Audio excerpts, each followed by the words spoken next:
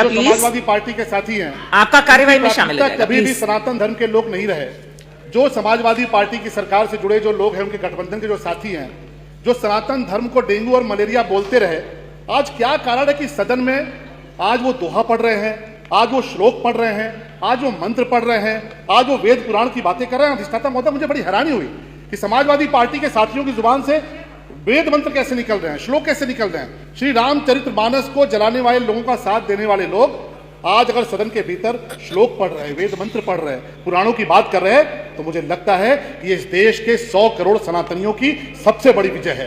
ये उनकी ताकत है कि जिन लोगों ने राम भक्तों पर गोलियां चलवाई, जिन लोगों ने अयोध्या का बुरा हाल करके रखा, जिन्होंने मथुरा का बुरा हाल करके रखा, जिन्होंने प्रयागराज का बुरा हाल करके रखा, आज वो इस बात पे मजबूर हुए हैं कि आज जब सनातनियों ने अपनी ताकत दिखाई है, इस देश के सनातनियों ने अपनी ताकत दिखाई, तो माननीय मोदी जी के नेतृत्व में तीसरी बार प्रचंड बहुमत की सरकार बनी। सनातनियों ने अपनी ताकत दिखाई तो हरियाणा में भारतीय जनता पार्टी की प्रचंड बहुमत की सरकार बनी।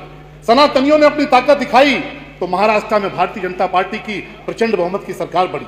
सनातनियों ने अपनी ताकत दिखाई तो दिल्ली में प्रचंड बहुमत की सरकार बनी। उत्तर प्रदेश के सारे by election Bharatiya Janata party ने जीते। सनातनी इसी प्रकार से अपनी ताकत दिखाते रहेंगे तो राम भक्तों पर गोली चलाने वाले ये हमारे समाजवादी पार्टी के साथी बहुत जल्दी मथुरा में भगवान कृष्ण के लिए कार सेवा करके नजर आएंगे, इसका मुझे पूरा विश्वास है।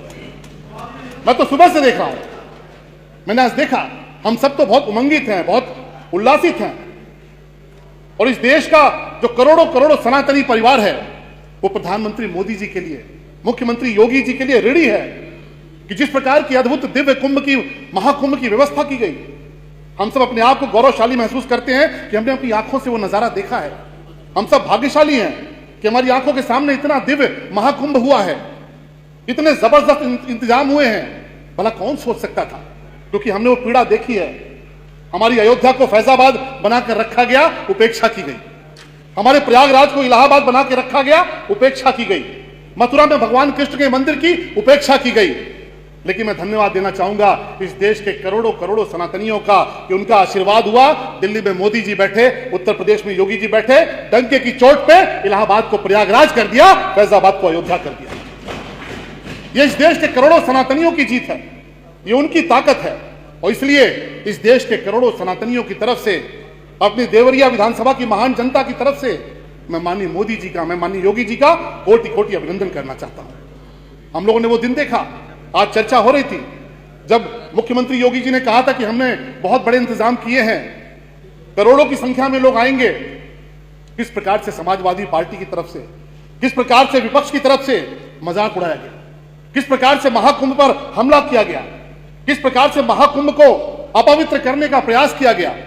और अभी मैं सुबह पढ़ रहा था, मैंने सुबह देखा कि जो तमाम सारी फर्जी आईडी से सोशल मीडिया पे बहुत सारी अफवाहें फैलाई गई, अधिष्ठाता महोदय उनकी जांच करिएगा तो वो सभी लोग एक राजनीतिक दल से जुड़े हुए लोग मिलेंगे, जिनकी कोशिश थी पहले दिन से कि ये कुंभ सफल ना हो पाए, ये महाकुंभ अपने उत्कर्ष पर ना पहुंच पाए, ये महाकुंभ कहीं ना कहीं इसमें विघ्न पड़ जाए। लेकिन आज जब उन्होंने देखा कि 55 करोड़ की संख्या, आज तक 55 करोड़ की संख्या पार हो चुकी है, 55 करोड़ की संख्या में सनातनी महाकुंभ में डुबकी लगा चुके हैं, तब सुर बदलने लगे हैं। आज महाकुंभ पे चर्चा हो रही है, आज वो महाकुंभ को लेकर चर्चा कर रहे हैं, उसकी चिंता कर रहे हैं। मैं सिर्फ इतना कहना चाहूंगा कि आपने इलाहाबाद बना के रखा था, आपके इलाहाबाद में दहशत थी, आतंक था। हमारे प्रयागराज में साधु संत हैं, भक्त हैं, दिव्य महाकुंभ है। धन्यवाद, धन्यवाद। ये बदलाव हुआ है।